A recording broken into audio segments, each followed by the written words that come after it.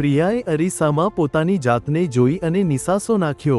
સંપૂર્ણ 8 કલાક ઊંઘ્યા પછી પણ તેની ત્વચા નિસ્તેજ અને થાકેલી લાગતી હતી. તેણીએ દરેક મોંઘી ક્રીમ અને માસ્ક અજમાવ્યો હતો, પણ થાકેલો દેખાવ દૂર થતો નહોતો. કાશ મારી ત્વચા ફરીથી ચમકી શકે, તેણીએ થોડી નિરાશ થઈને વિચાર્યું. તેની માતા, લીલા, એ તેનો દુઃખ જોયું અને તેને એક મિત્રતાપૂર્ણ ન્યુટ્રિશનિસ્ટ પાસે લઈ ગઈ.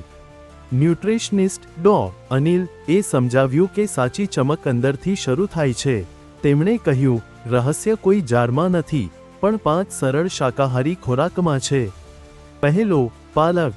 તે ત્વચાને રિપેર કરનારા મદદગારોથી ભરપૂર છે.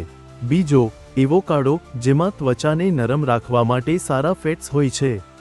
ત્રીજો, અખરોટ, નાના પાવરહાઉસ જે લાલાશ સામે લડે છે.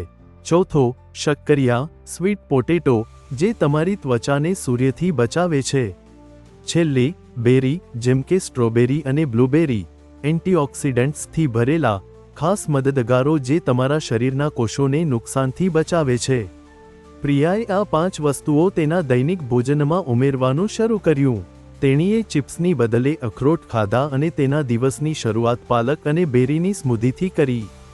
માત્ર થોડા અઠવાડિયા પછી ફેરફાર સ્પષ્ટ હતો.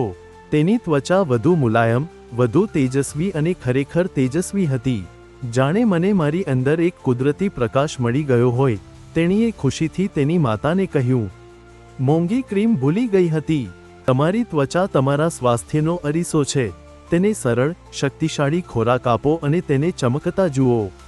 તમારી પાસે અંદરથી કુદરતી ગ્લો બનાવવાની શક્તિ છે.